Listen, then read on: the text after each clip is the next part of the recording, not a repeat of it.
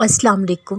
یا رب، مجھے خود سے دور نہ جانے دینا، مجھے تھامے رکھنا، پھر سے میں بکھرنا نہیں چاہتا۔ کیوں لیتے ہو تم لوگوں سے دعائیں پوری ہونے کی تصدیق؟ کیوں تم رب کی طاقتوں اور قدرتوں کو بھول جاتے ہو؟ وہ ناممکنات کا بادشاہ ہے، اس کے لیے سب ممکن ہے۔ وہ جب کہتا ہے کن تو پھر چلتا اس کا حکم ہے۔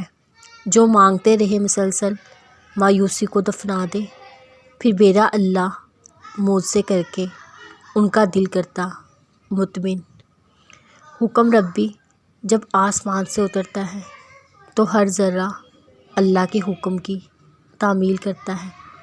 اس شخص کے لیے اللہ کافی ہو جاتا ہے جو اللہ پر یقین اور بھروسہ رکھتا ہے۔ اللہ تمہاری ظاہر پوشیدہ سب باتوں کو جانتا ہے، پھر اس شخص کی کیا اہمیت جو تمہیں جانچتا ہے۔ لوگ تمہیں کیا سمجھتے ہیں، اس بات کی فکر تم چھوڑ دو۔ اللہ کی نظر میں کیسے ہو، بس یہی معنی رکھتا ہے۔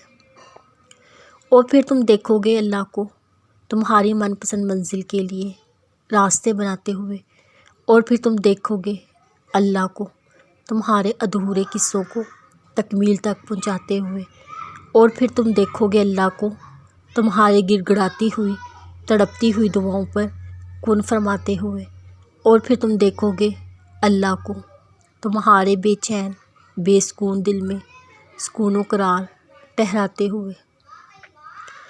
تم سجدہ شکر میں گر جاؤ گے جب اللہ کی محبت تمہیں سمجھ آ جائے گی۔